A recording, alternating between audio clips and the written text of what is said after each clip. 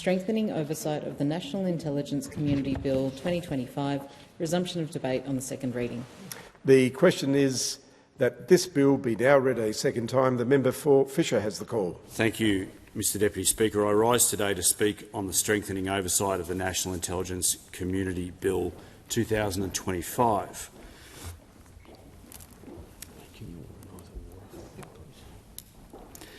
The Coalition will support this bill.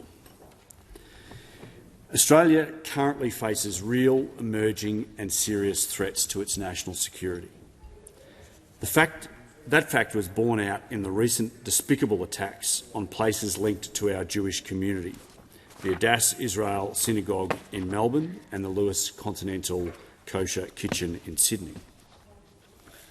The Director-General of the Australian Security and Intelligence Organisation, ASIO, recently attributed at least 2 of those attacks to the Iranian Islamic Revolutionary Guard Corps, the IRGC, and this parliament has separately taken action, long called for by the Coalition, to address state-sponsored terrorism targeted at Australia by the ability to list foreign state entities as state sponsors of terrorism, with associated criminal offences and penalties. The Coalition understands and believes that to meet these real and ongoing national security threats, intelligence and security agencies must have the powers and resources necessary to protect Australian citizens and our national interests. By way of overview, the National Intelligence Community comprises 10 agencies: the Australian Criminal Intelligence Commission, the ACIC, the Australian Geospatial Intelligence Organisation, the AGO, the Australian Secret Intelligence Service, ASIS, the Australian Security Intelligence Organisation, ASIO, the Australian Signals Directorate, ASD, the Defence Intelligence Organisation, DIO, the Office of National Intelligence, ONI, the Australian Federal Police, the Australian Transaction Reports and Analysis Centre, AUSTRAC, and the Department of Home Affairs. Given the importance of our democracy, the Parliament must ensure that we deliver these agencies with the right tools to protect Australia's essential security and national interests, while also safeguarding our essential rights and freedoms. An important way in which to do so is to ensure that we have strong and effective oversight of our national intelligence community. Mr Deputy Speaker, we know that public trust and confidence in our security and intelligence agencies can only continue to be assured through rigorous, effective oversight and, to the greatest extent possible, public accountability. I turn now, Mr Deputy Speaker, to an overview of the bill before the House. The Strengthening Oversight of the National Intelligence Community Bill 2025, commonly referred to in the intelligence community as the SONIC, it amends the Intelligence Services Act, the IS Act, and the Inspector General of Intelligence and Security Act of 1986, the IJIS Act. To ensure it does so to ensure comprehensive oversight of all 10 agencies in Australia's national intelligence community. This improved oversight will occur through the Parliamentary Joint Committee on Intelligence and Security, the PJCIS, on which I've had the great honour of serving, and via the Inspector General of Intelligence and Security, the IJIS. The bill expands the jurisdictions of the IJIS and the PJCIS to include oversight of 4 additional agencies under their remit, the ACIC and the intelligence functions only of the Australian Federal Police, AUSTRAC and Home Affairs. This is an appropriate recognition of the significant national security powers exercised by these agencies, as well their regular integral role in joint intelligence operations. The Coalition considers this to be a prudent measure that would bring the oversight of these agencies in line with the national intelligence community counterparts. The limited intelligence functions of the Department of Home Affairs pertain to the collection and analysis of intelligence for the purposes of immigration operations, namely those of the Australian Border Force, some domestic cyber operations, and activities concerning countering foreign interference. Home Affairs also exercises coordination roles concerning counter-terrorism operations, counter-foreign interference operations, and cyber incident response that require access to and sharing of classified intelligence.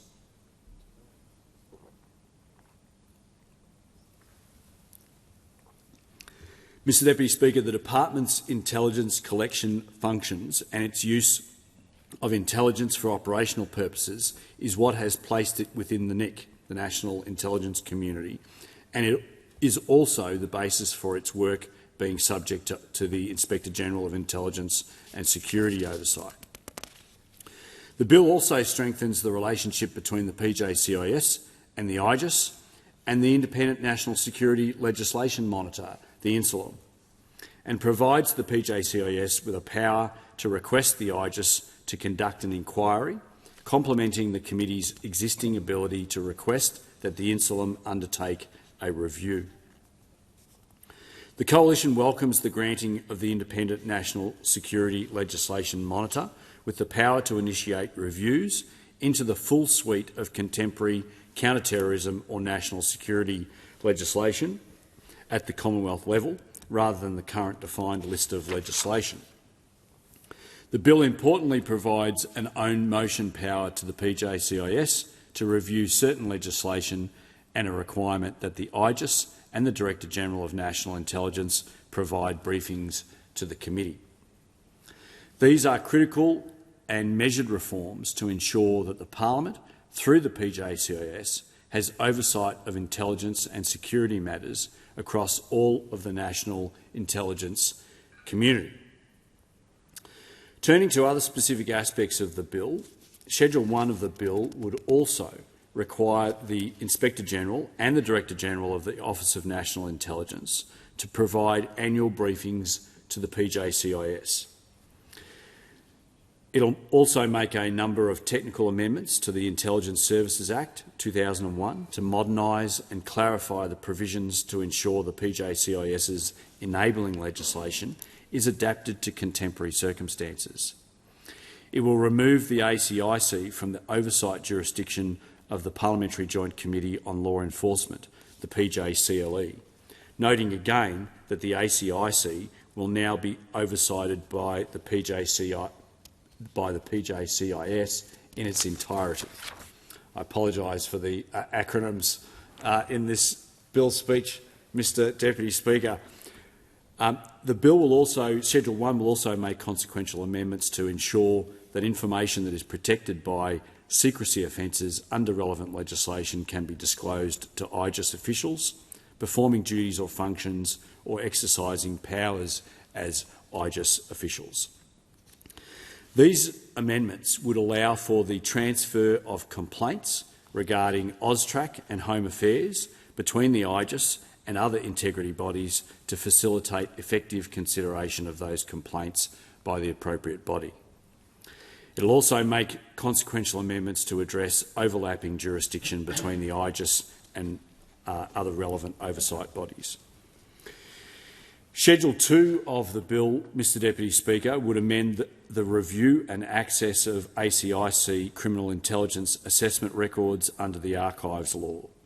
Schedule 3 of the bill would amend the Criminal Code to introduce an exemption from civil and criminal liability for defence officials and others for certain computer-related conduct connected to an effect outside Australia.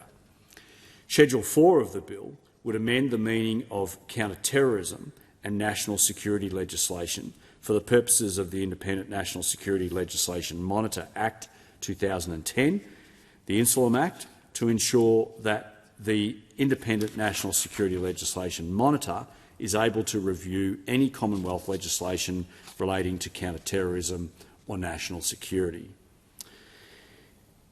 Schedule 4 will also make a number of minor amendments to streamline and modernise provisions in the Insulam Act to ensure the Insulam's enabling legislation is adapted to contemporary circumstances. Finally, Schedule 5 of the bill contains application and transitional provisions. Mr Deputy Speaker, turning now to the issue of ongoing oversight. As with the ever-present requirement to consider how best to protect and safeguard our national security, an ongoing obligation for this parliament and its successors will be to ensure that Australia's intelligence oversight legislation remains fit for purpose for how technology is likely to disrupt intelligence practices. In particular, the use of artificial intelligence will expand the capability and lower the barrier to entry for those departments and agencies, including those outside of the NIC, wishing to undertake so-called open source intelligence collection, and that is information that is freely accessible. Open source intelligence, OSINT, collection activities are increasingly being used by a wide range of government departments and agencies. The information that can be collected, as well as the analysis that can be performed on such information, can rival covert collection methods in some instances. The question of proper oversight of OSINT practices should be an ongoing consideration for the PJCIS, including whether it is the appropriate remit of the IGIS or whether other bodies should fulfil this function.